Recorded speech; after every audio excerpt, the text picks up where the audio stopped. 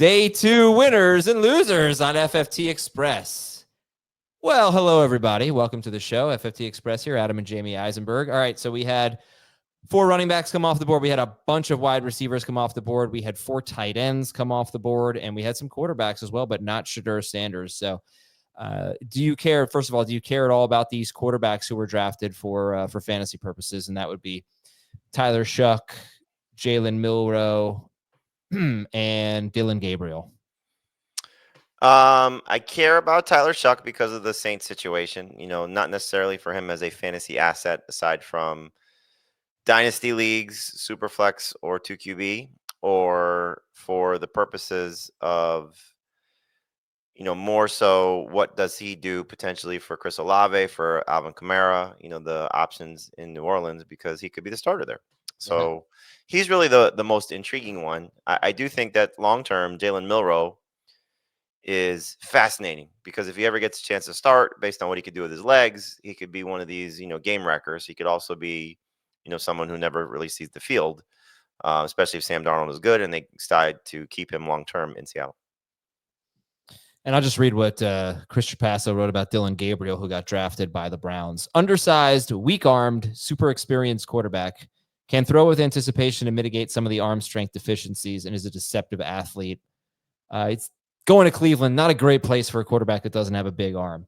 All right, running back, more exciting than the quarterbacks for sure. Who are the winners at running back? Is it all of them? Quinshon Judkins to the Browns, TreVeyon Henderson to the Patriots, RJ Harvey to the Broncos, Caleb Johnson to the Steelers. Yeah, I think Caleb Johnson belongs last of that group, but, you know, certainly in the conversation, just because I do think Jalen Warren has shown that with a proven guy with a little bit more investment in Najee Harris, that he, you know, carved out a nice role for himself, and in 2023 was a really good fantasy asset, you know, averaging almost, you know, 11.5 PPR points per game.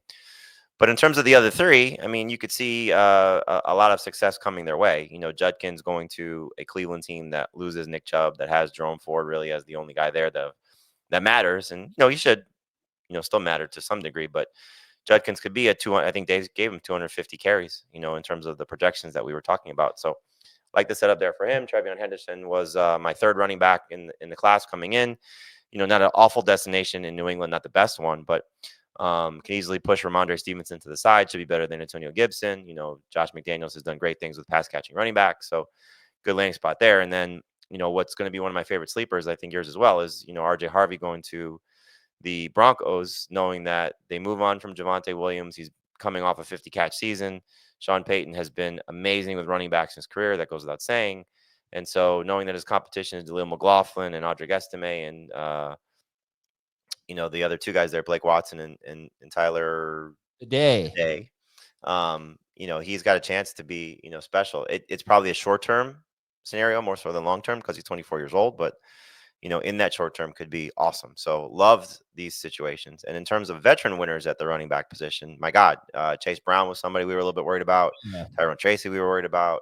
The Broncos, I always want to say the Broncos situation when I'm talking about Javonte Williams, but the Cowboys situation right now looks great for Javonte Williams.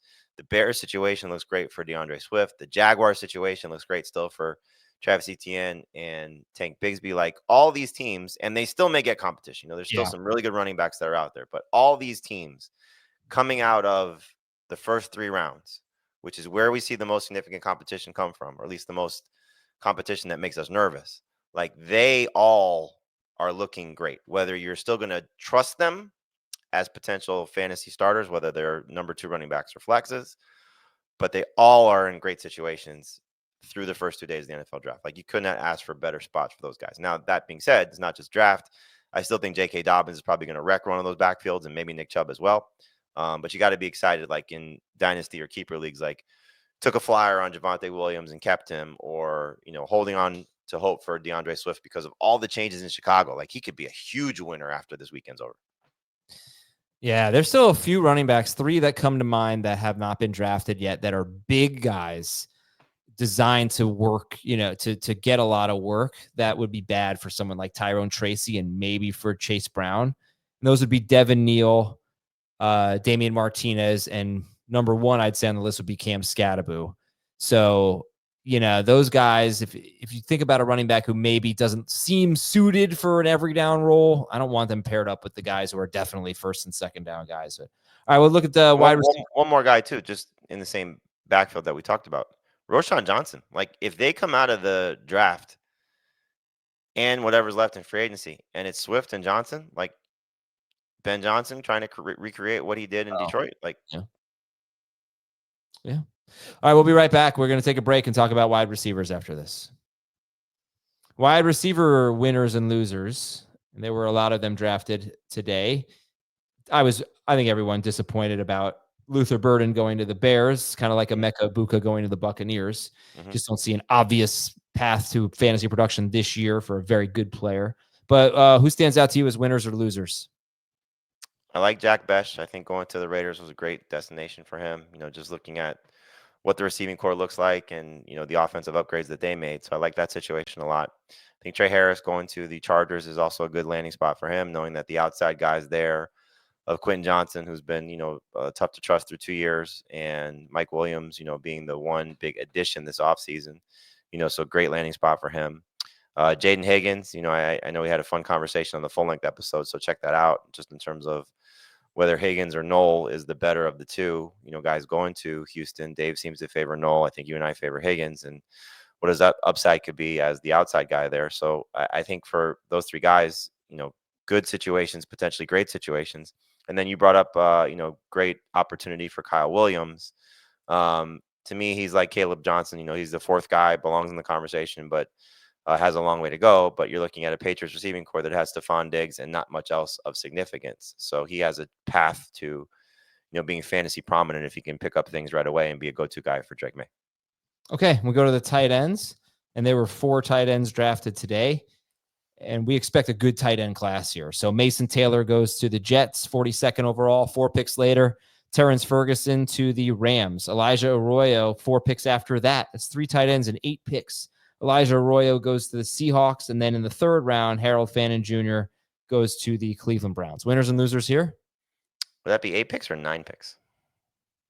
9 picks. You're right. I was trying to think. 4 picks later. So,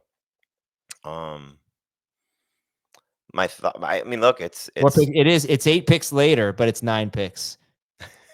Right? You said 3 and 8 picks. I said 3 and 8 picks, so it's 3 and 9 picks. But the Arroyo was 8 picks after Mason Taylor. Gotcha. So yes, that is 9. As a span of 9 picks. Gotcha. Yeah. Can't wait for the comments on that. I think. Look, you could see Arroyo being great for Seattle. You could see Taylor, not the best quarterback situation, but you poo-pooed the 10 plus points that Cole Kmet had with Justin Fields in 2023. I think that would be a great year for Mason Taylor in his rookie campaign. To me, he could easily be second on the team in targets for a Jets receiving core that right now is potentially featuring Alan Lazard and Malachi Corley.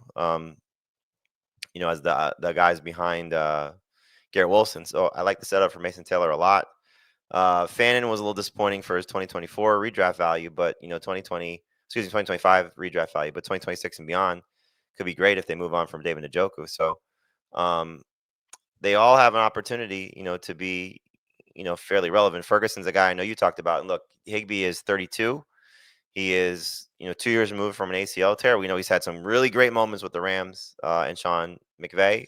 He's also disappeared a lot, but I think, again, similar to Fannin, much different scale because Njoku and Higbee are not in the same conversation. But we could see more 2026 and beyond where Ferguson can be really relevant, especially if Matthew Stafford continues to play.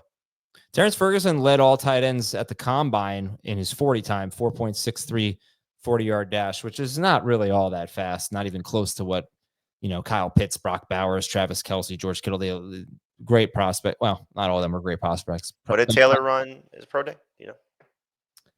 I don't think I have that.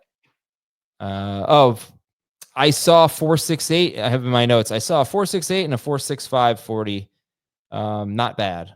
Not quite as good as Ferguson, who ran a 4.63. I mean, Mason Taylor is really exciting. He's 21 next month. So very young guy. People really like him. and Nick Saban included, really, really likes Mason Taylor. All right, we had a whole long show where we talked about it all, so check that out on Fantasy Football Today. For Jamie Eisenberg, Thomas Schaefer, I'm Adam Azer. We'll talk to you tomorrow.